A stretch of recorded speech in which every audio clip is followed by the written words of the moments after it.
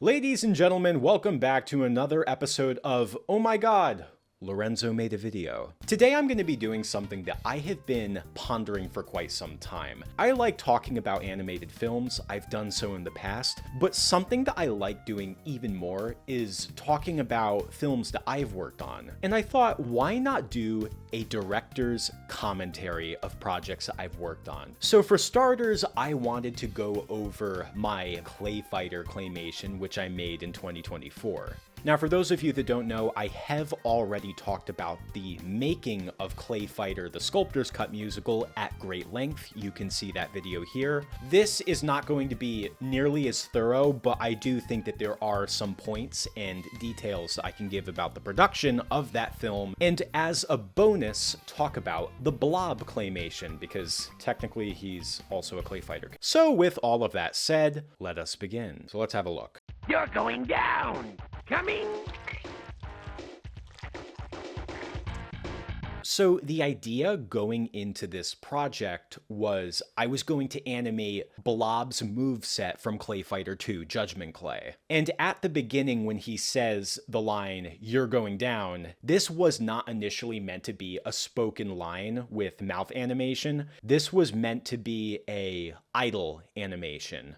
Because the idea was I would start with the idle stance and then proceed to go through all of his moves. So idle, walk cycle, and as you can see with the walk cycle, I was having fun with the clay blob texture here.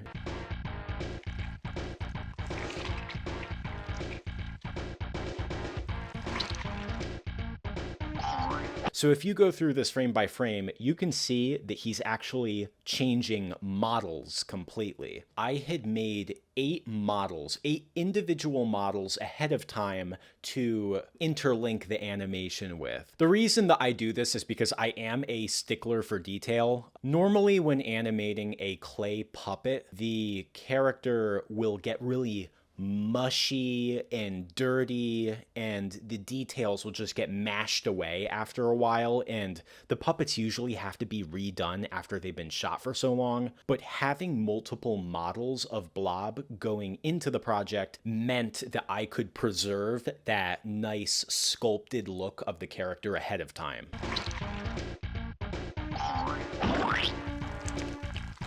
I have to keep going through it like frame by frame because it's all so quick, but that's what makes it so fun. Like, you can see my fingerprint indents on all of it, and it's just like, it's clearly less sculpted and more Play-Doh-y looking, but when this is getting captured on camera during action, your eye is just not going to see it because it's all so quick. So if you pause right here for when Blob is in the air, you will see that there's some edited out rigs here, and that's something that I want to talk about. When I was 15 and I started producing claymation projects, what my goal was to learn or implement a new technique that I've never done before with every new project. And for this project, my new skill, my pioneering move, was make an animation where I have to edit out a rig. Prior to animating this, I took a ball, animated it moving up and falling down and splatting. This was my very first even touch of doing a rig in my animation. At this time, I had just gotten Adobe Premiere and I was just getting used to all the tools. Admittedly, using rigs that you would have to edit out in post-production was something that I procrastinated learning for years. None of the projects that I was working on with Lego SpongeBob, or even the claymation projects I made during Clay Kremling and during my teen years, none of them really necessitated using a rig. I always found ways to work around it, but in this day and age with stop motion animation, rigs are used for almost every shot. If you look at the behind the scenes of any feature stop motion animated film, almost everything in the background other than the characters is always done with green screen and rigs. It is amazing what our technology is capable of doing nowadays and how it's changed stop motion animation filmmaking. It's absolutely wonderful, and if you are looking to work in professional stop motion animation filmmaking, learning how to work with these rigs and marriage it with post-production is very important. Not only is it a great skill to have when you're working on your own projects, but it also really helps you appreciate and understand how stop motion animation is produced professionally for big projects like film or television.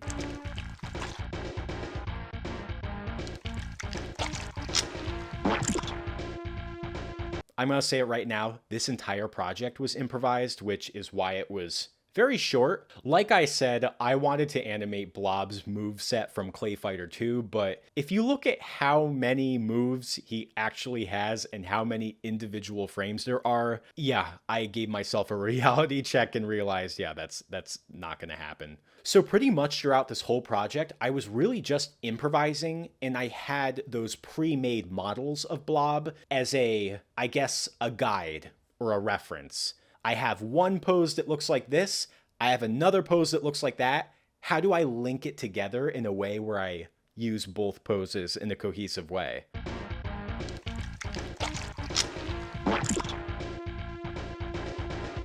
Time's up!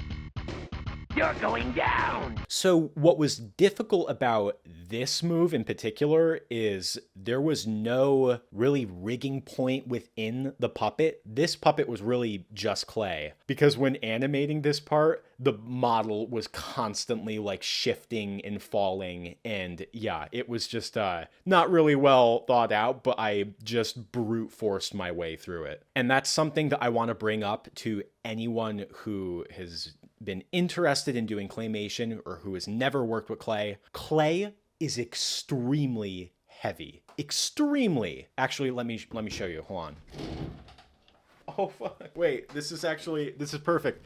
Okay, so this right here, this is the exact same clay that I used to animate this animation. This is really heavy. Now, there are some lighter options that you could use for claymation. For instance, my friend has produced his own variety of clay. This is actually kind of hard to see on camera.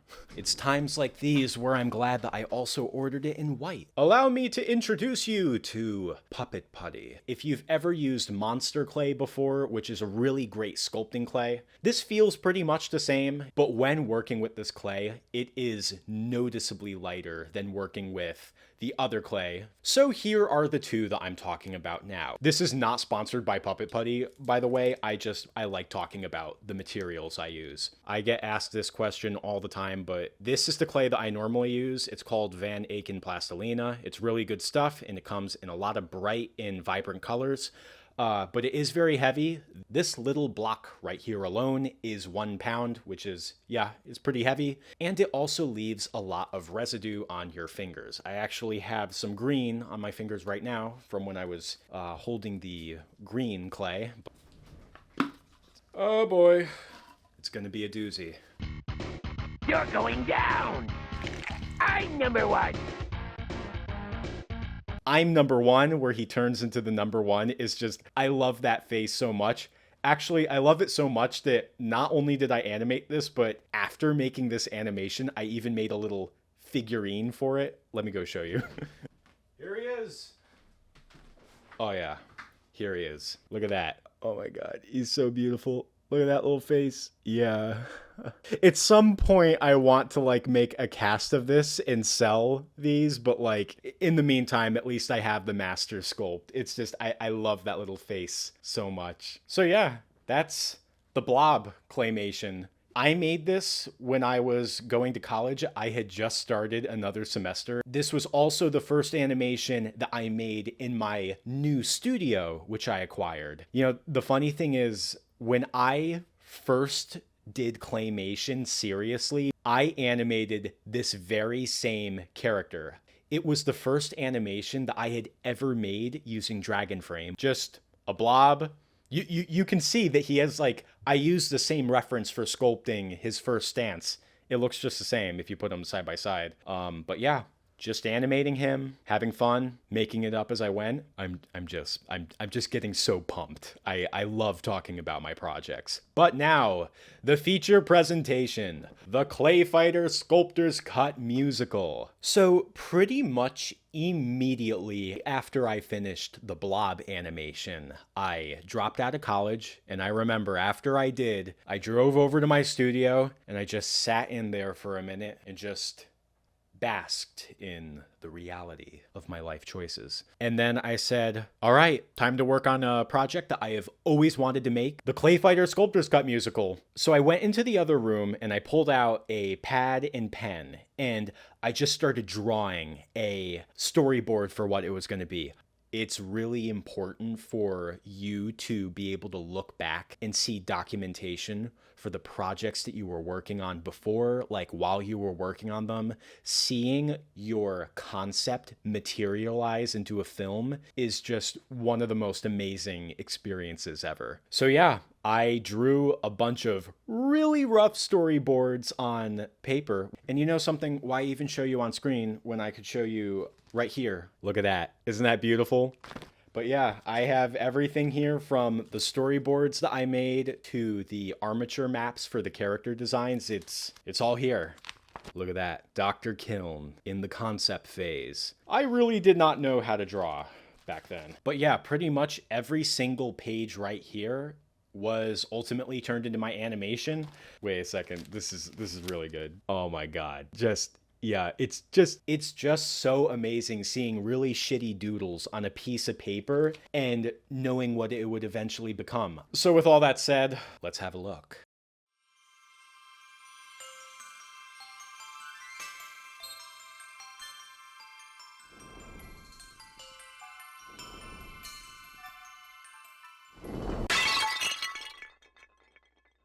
All right, so this intro was actually the very last thing that I made for the entire project. When I filmed this intro, I had already done everything in my studio that was all wrapped up. I filmed this right here at this desk. I tilted my tripod head at a 90-degree angle and I filmed straight down onto my desk. I had laid some black clay into my clay roller and flattened it out and laid it on my desk. And yeah, then I just cut out some letters and just kind of went along with it. Since this was the very first project, like big project that I animated for returning to stop motion animation, at the time I didn't have a production company name, so I just released this as Lorenzo Volpentesta Presents. There was a little bit of improvisation here with the star exploding into my name, but I did know that I wanted to foreshadow the meteor flying around and have it knock my name into pieces and then carry out into the actual musical number. If you go through this frame by frame, you'll notice that there are tiny versions of the meteor flying through the screen and made a bigger one flying through again and then ended it with a big one knocking my name apart.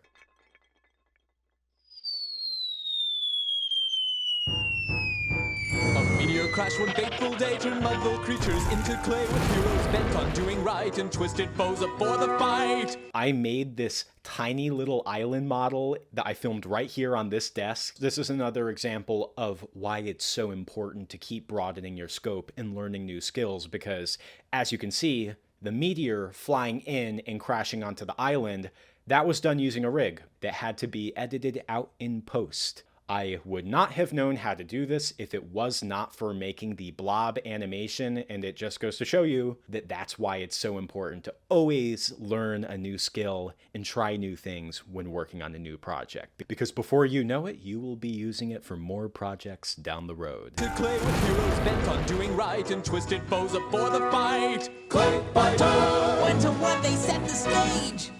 A little bit of a detail with the animation is this whole project is animated at 24 frames per second, which gives it a pretty standard, smooth look to it. But for this opening logo, the clapper at the top is being animated at 2s. So technically 12 frames per second. Meanwhile, the lettering ClayFighter Sculptor's Cut, that is being animated at 24 frames per second. This is an example of how you can use frame rates in a stylistic way. I know that for me as an animation director, animating the letters at 2s would not have looked nearly as good. It would have looked a bit sluggish, especially when put together with the music. And also, I feel like with this opening theme, there's almost like a lyrics jump to it. It's kind of like a sing-along. So having those letters showed up fast and in sync with the music was really important. But the clapperboard at the top, that doesn't have to be in sync with the music. So I animated that at 12s because it makes it look more stop motion-y. That was just my creative choice, if you will. But then again, this entire project is kind of my creative choice. Right and twisted foes up for the fight. ClayFighter! 1-to-1 they set the stage. ClayFighter! So there are a couple mistakes right here, which I will now go into now in the hopes that you do not make the same mistakes that I did when filming your project. Though really these mistakes are just the editing, which I just didn't notice. So you'll see that when the clapperboard moves down, it actually gets cropped at the bottom. I didn't even notice this flaw until like over a month after the project came out, and I was just, when I saw this, I was like, oh my god. But what can you do? And ultimately, it's not really that noticeable. It could be worse. So also during the jump cut from the shot of the island to Dr. Killen's castle, the sky backdrop does not change whatsoever. This is another dumb rookie mistake. If you're going to do a jump cut, of course, everything has to change with it. Once again, it's not noticeable, but if I could go back and change this, I want that sky to change along with the jump cut. 1-to-1 they set the stage. ClayFighter! Pounding clay is all the That rage. may have been all to the tale, but Dr. Kiln planned to prevail and re-release the meteor's goo and set more fighters on the loose. And now we have the shots of Dr. Kiln. These were the first shots done within my studio. I was setting up for several days, making the background for the castle and all the individual things on Dr. Kiln's desk and the books. And yeah, it's just one of those busy work things that you just, it's all part of the process. I had a lot of fun sculpting everything and putting little Easter eggs in there, like a skeleton of Miss Lucy, who was a scrapped character from ClayFighter 2, and putting Octohead on the wall as another little Easter egg for ClayFighter 2. ClayFighter 2 is my favorite ClayFighter, so I had to implement them. I also want to point out for this shot and other subsequent shots, 99.9% of everything in this project is clay. I don't think a project has been done with this much clay since Will Vinton's The Adventures of Mark Twain. If you've seen that movie, every single thing in that film is clay. I equally wanted to represent that clay look within this project. Like looking at the wide shot of Dr. Killen's desk, the only things that are not clay are the vials on his desk, as well as some wires that you have in the foreground here. I love the way the green light and blue light is cast on the background. It's just, oh god, I love it so much. Also, for you Will Vinton fans out there, this wide shot of Dr. Killen on his desk is meant to be a reference to Will Vinton's Claymation comedy of horrors. At the very beginning of that film, there's a shot of Dr. Victor Frankenstein at his desk, and like the camera zooms in on him while he's interacting with his desk, and I wanted to do that same thing for this shot, and I like the end result.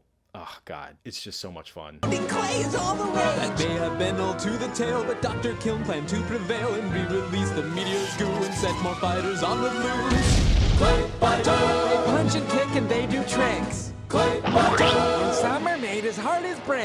In case you don't know, I was really not making this project on a big desk, and even the backdrop was not terribly huge. So in the pan from Dr. Killen's desk over to Houndgin, I put some stuff in the foreground to kind of wipe everything from the set and place everything else, move that into the shot. With animation, especially when you don't have a huge budget or a huge space to work in, you have to get creative. I had to do a lot of visual trickery for these interior shots to make the castle look bigger than it was and fit all of the puppets into the shot, which proved to be way more difficult than I thought. With the lens that I was filming with, the castle shots were way more smaller and compact than I anticipated. If I were to make this project again, I probably would have used a much wider lens, maybe even a fisheye lens, which is something that I want to practice for future projects. But yeah, no, I like Houndgin playing with the button, and I added these little machines in the background with these Tim Burton black and white swirly things to show the cogs turning. It was just something that I made up on the spot. After I set up the shot with Houndgin and the meteor, there was just this empty spot on the left of the screen that I thought, oh, I could put something there. Just kind of add a little bit more life to the shot. And I quickly threw together these little contraptions, and they look really good. Actually, if you look on the very bottom while the cogs are turning, there's actually an Allen key, because these cogs were paper and I just stuck an Allen key through them and stuck the whole Allen key through the clay. An Allen key having a little turn at the end, because they're L-shaped, I was able to turn them very easily using the Allen key as a lever. That's just what's so much fun about animation. It's like you have a shot that's literally like 4 seconds long, but there's just so much going on in making it. And yeah, it's just love animation, love making it. Fighters on the loose. ClayFighter. They punch and kick and they do tricks. ClayFighter. And some are made as hard as bricks. So kill grins from ear to... Once again, the explosion, obviously done with clay. I could not accept the idea of using a stock explosion effect. Using a photorealistic explosion obviously would have just clashed so hard with the visual look of the project. So I was like, no, that's gonna be a claymation explosion. I filmed it after I had wrapped up principal photography. I consider the claymation explosion to be post-production, because even though it is principal photography, like it's a stop motion on camera asset, it's still something that I implement during the editing process, and it's really in effect. So it's kind of like half principal photography, half post-production. But yeah, no, I like the explosion, and this shot, this spectacular shot of Ichabod Clay and Lockjaw and Bonker all in the shot is just... it's so spectacular. I think this shot has a good sense of depth, but it wasn't easy setting up for this shot. These puppets were way bigger on camera and way bigger relative to the size of the set than I anticipated. So it was quite difficult fitting all these characters and animating them within the shot without like literally getting the edge of the table in the shot. It was very difficult. Once again, it may have been easier if I filmed with a wider angle lens, like a fisheye lens, but we can only wonder. And I haven't even practiced using a fisheye lens for animation yet, so that's for a future project. Other unexpected challenges that came with this shot were due to rookie mistakes on my part. Lockjaw was extremely problematic when filming this shot because I did not give enough wires for his neck, and his head is absolutely humongous. I'm not going to talk about this too much longer since I already talked about it a lot in my behind the scenes video, so just remember, give your armatures enough support. Make sure that they can hold up the fabrication and you'll be good to go. Don't make my mistake. As for Ichabod Clay, this was the first time I had ever made a fully flying puppet. He does not stand, he does not walk, he is 100% in the air all the time. The editing out of the rig is a bit shaky because, once again, I was new at this, but this is another example of if I hadn't learned how to edit out rigs at all in my previous project, I wouldn't have even had Ichabod Clay in this project to begin with. And I think that that would have been very disappointing to omit him from the project. The first time I played ClayFighter 3, Ichabod Clay was the very first character that I picked, and I was like, nah, we have to represent him. So I'm glad that he's here, and I think that the next shot, which we're going to see soon, I think he looks even better in that shot, but we'll get to that in a bit. I'm really proud with how this shot turned out, and I'm glad that I was also able to have Blob drop in at the end like he does in the original animation from the Heart is game. brands. Soul killing grins from ear to ear. Claymoto, I'll just quakes in fear. So what's special about this shot of Dr. Kiln is this was the only shot in the entire project where I had filmed myself as reference material. I was sitting at my desk and I just planted my phone out in front of me and I just did, I took a video of me going like, yeah, just like a evil laugh. I implemented it into my animation program and I just animated along to it using Dr. Kiln. And I love how it looks. It looks really cute. There's not really much to say about this shot. I think it just turned out really well. And Killing grins from ear to ear. Claymoto, I'll just quakes in fear. But none of our heroes have their way and force the evil goons to pay. ClayFighter, blow by blow, no turning back.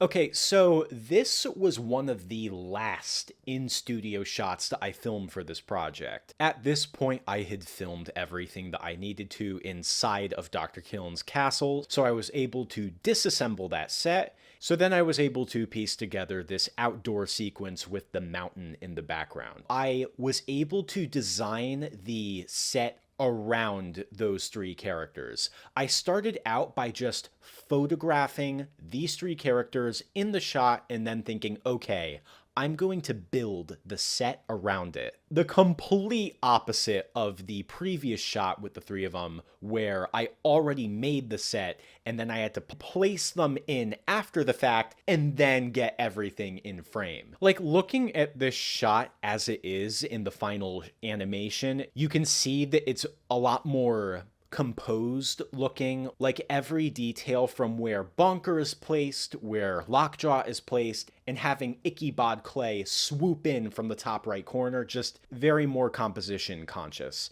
But this did introduce a new problem which required a creative solution. When storyboarding this shot, I was going to have humans be the island inhabitants who were being terrified by Dr. Kiln's creatures. Like, I can find them right here. Yes. Like, you can see right here, after Dr. Kiln laughing, you have a scared human inhabitant. You have Lockjaw and Icky and Houndgan even approaching in from the side with the island inhabitants watching, and then Taffy intervenes. So because I was not able to fit in human characters into the shot, because this shot is already pretty crowded, I needed to have smaller characters. And then I thought, Claymates! Another game series that technically takes place in the ClayFighter universe. But yeah, small critters made out of clay, fits perfectly in the shot. Once again, masking out the rigs for this shot is a little bit shaky, but all part of the learning process. It's not going to look perfect, but you just have to keep going and do the best you can. However, there is a very big mistake that I made in this shot, which required me to do tons of work around, and it was just a massive headache, but I'm going to tell you right now. So let me explain. At the bottom right of the shot, you'll see there's a lot of jittering and flickering around Lockjaw's body. And the reason for that is because before I filmed the shot, I forgot to take a still without any of the characters in. Having a still of the backdrop without any of the animated characters is extremely important, because that way, if you have a rig come into the shot, you're able to mask it out and have the clear slate underneath it. However, I forgot to do that with this shot. So once Ichabod Clay's rig came in behind Lockjaw's body and I didn't have a clean background to mask it out in, I knew this is going to take some serious bandaging in post-production. So pretty much what I did was I used some AI to remove the assets from the backdrop, and then I colored over it a little bit, all in Photoshop.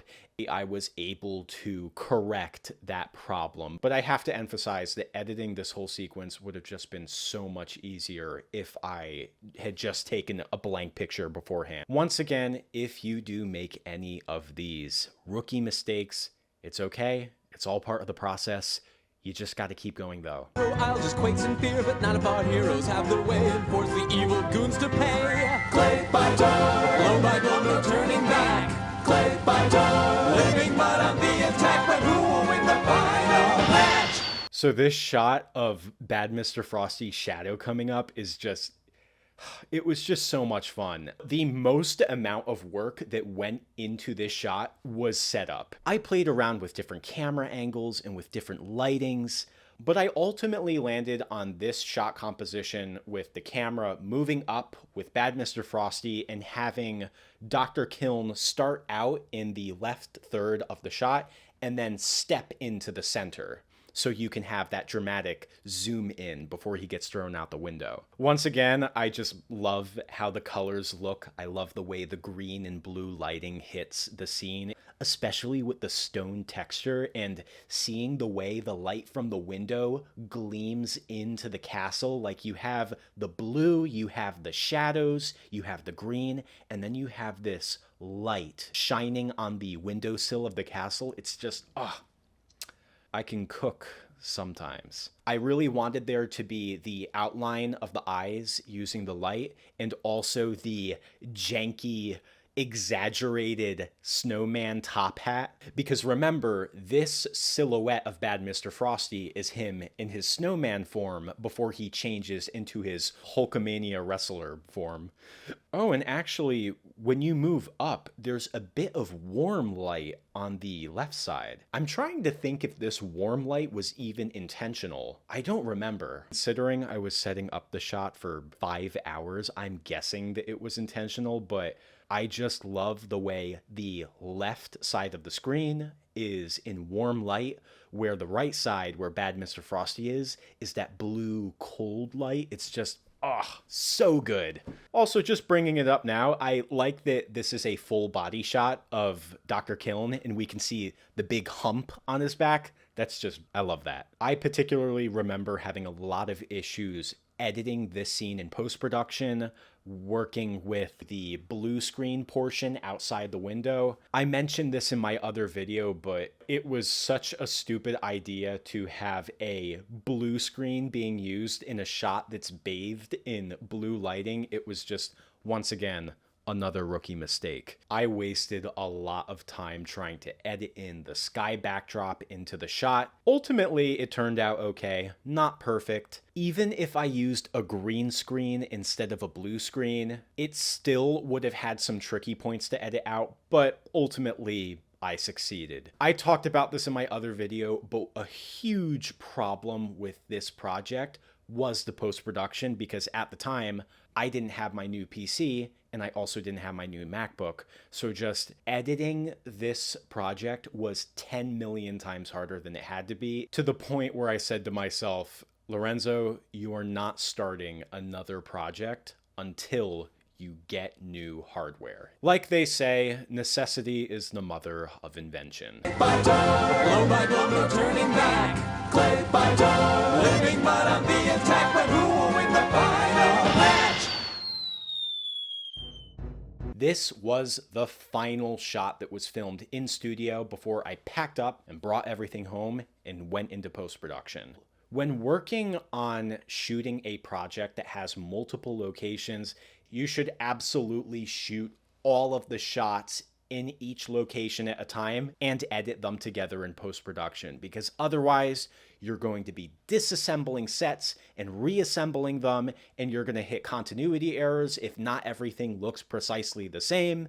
It just complicates everything, and it really just adds an additional layer of work that just totally is unnecessary. It's not like you're shooting with live action actors where the actor needs to have a understanding of what point they are in the story to act appropriately. These are animated characters, everything's pre-recorded, and you're just making life a whole lot easier by shooting every single scene within a specific set consecutively. So just a little tip. And the reason I bring this up is because this shot of Dr. Kiln getting knocked out of the castle, everything has been disassembled at this point in filming. Even this shot of the castle sitting on top of the cliff, there really isn't anything to it. It's just a castle flat laying on top of a flat piece of cardboard covered in clay. It's basically like a semi 3D cardboard cutout. It's really just, once again, visual trickery.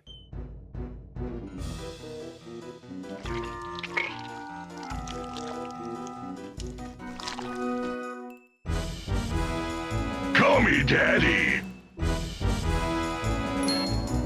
Ah, yes. And then we have the final shot of the project, Bad Mr. Frosty's transformation. So when I set out to do the shot, I was not planning on having Happy Harry Houngan sitting in the bottom left corner. The reason that I even thought of putting Happy Harry Houngan sitting in the bottom left corner was because I had wanted to use him for the Ichabod Lockjaw bunker sequence inside the castle and outside the castle, but I had to leave him out because I didn't have enough room to fit him in the shot. Like I said, those shots were already packed with information.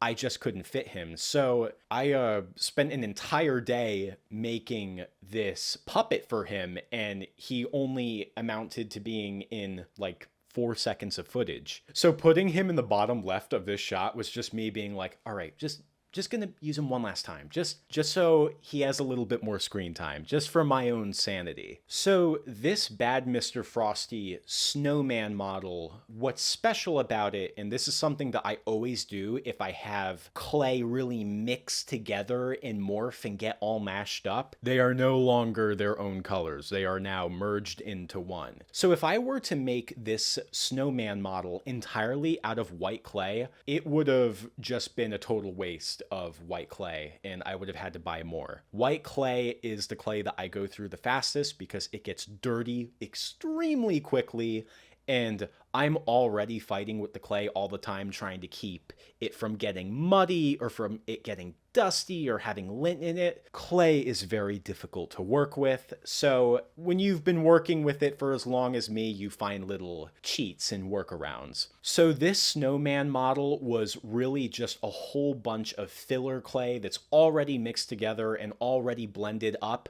individually wrapped in sheets of white clay. Just looking at the shot of the snowman, once again, I love the colors so much. The white and black and purple of Bad Mr. Frosty, and the texture in the background, and just, it's a look that you don't see anymore in modern animation, even studios that do use clay. It's just, looking at this animation, I just think of Will Vinton, who was one of my heroes when getting into stop motion animation. So I just, love you, man. If you're a fan of Claymation, please check out his work. Look it up on YouTube. You can find lots of stuff. So as you can see, when the snowman model is mashing up and starting to transform, you can see that there's gray clay underneath. That was the filler clay that I was telling you about. And the same thing goes for the final form Bad Mr. Frosty puppet as well. Once again, it's filler clay with white clay laid on top of it. And if you want to hear how I filmed this transformation shot, I talk about it in my other video, which I will link up in the top. Go check it out. I also talk about the really dumb rookie mistake about where I had him accidentally change directions mid-transformation. Once again, rookie mistake. You got to learn from them.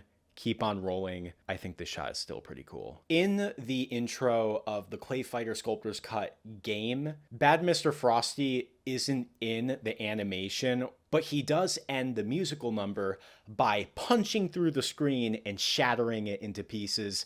And I just thought, I have to find some way to integrate Bad Mr. Frosty in his signature final form into this animation, and I really loved how it turned out. So, in conclusion, animation is difficult. So, when you tell people that you're an animator, they always say, oh wow, that takes a lot of patience. And I always used to say, oh no, it's not patience, it's an obsession. You gotta be obsessed. And I will say that looking back at my projects, every single time I rewatch a project that I've made, I always think to myself, oh God, how did I have the patience to do any of this? God, I must have been insane. I will say that for me, when I'm working on a project, I am obsessive. I really just love to lock in on a project. And I can say that for this project in particular, this one holds a special place in my heart because right now, I post on social media, I run another YouTube channel,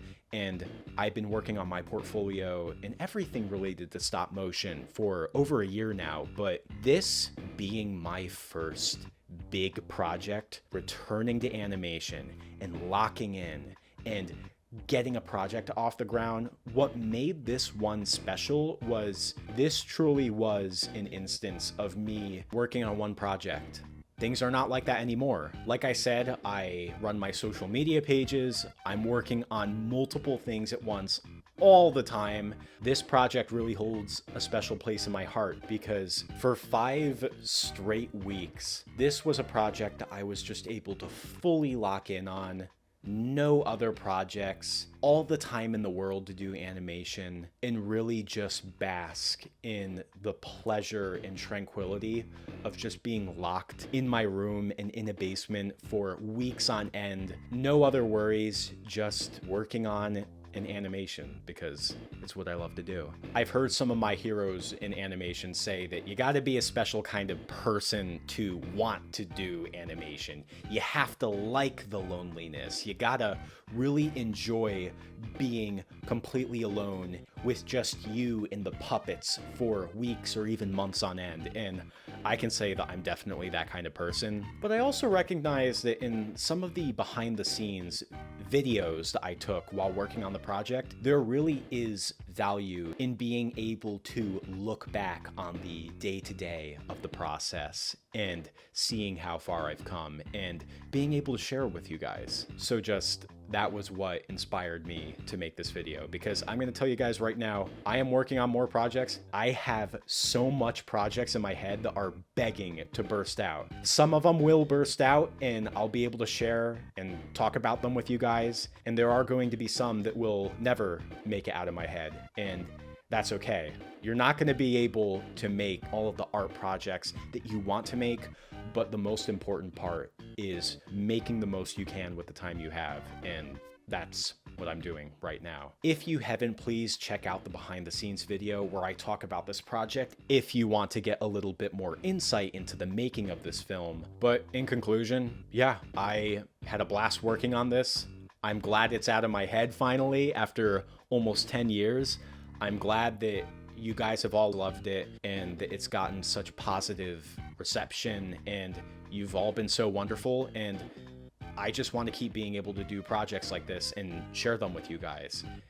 And if you want to help make that possible, check out my Patreon, where I try to share daily progress updates on the projects that I'm working on, and be sure to follow me on all of my socials. I'm working on projects all the time. It's a lot of work, but your contribution and your support really means all the world to me. And until I see you again, time to work on the next project.